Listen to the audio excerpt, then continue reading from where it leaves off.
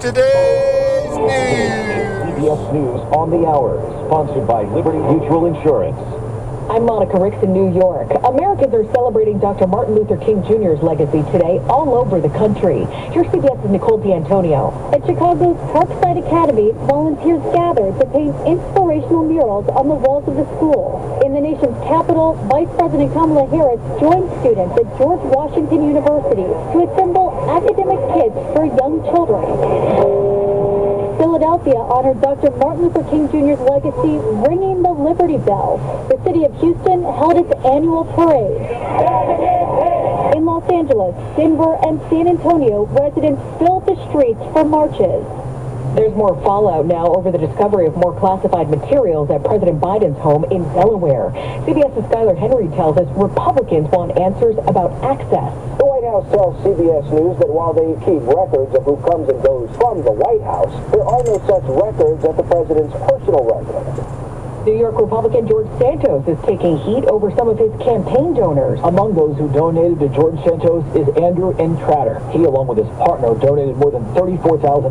Though CBS News has learned Entratter is the CEO of a company which once had ties to a sanctioned Russian oligarch. Cheng Gao, a Chinese immigrant with ties to former President Trump, donated more than $11,000.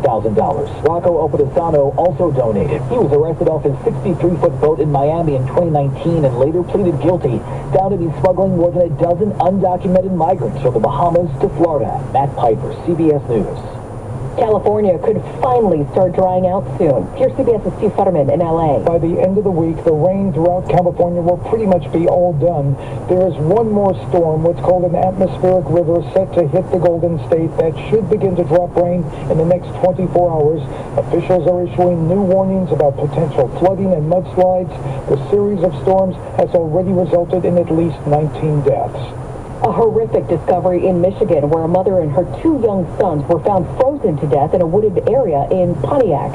Oakland County Sheriff Michael Bouchard. She believes someone was trying to kill her and that everybody was in a conspiracy, so including the police. Family tried to get her help, but she refused.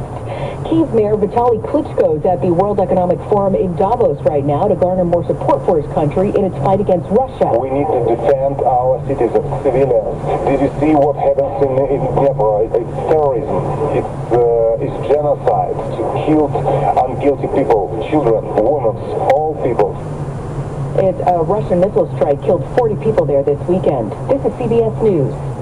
Well, that's today's news. I didn't hear any good news, did you? I didn't think so. I guess it's all about perspective. The glass is half full. Well, as always, I'd like to thank you again for coming along with me on these Dash Cam News adventures. You know the drill. Peace, love, and all that hippie jazz. Bye-bye, everybody.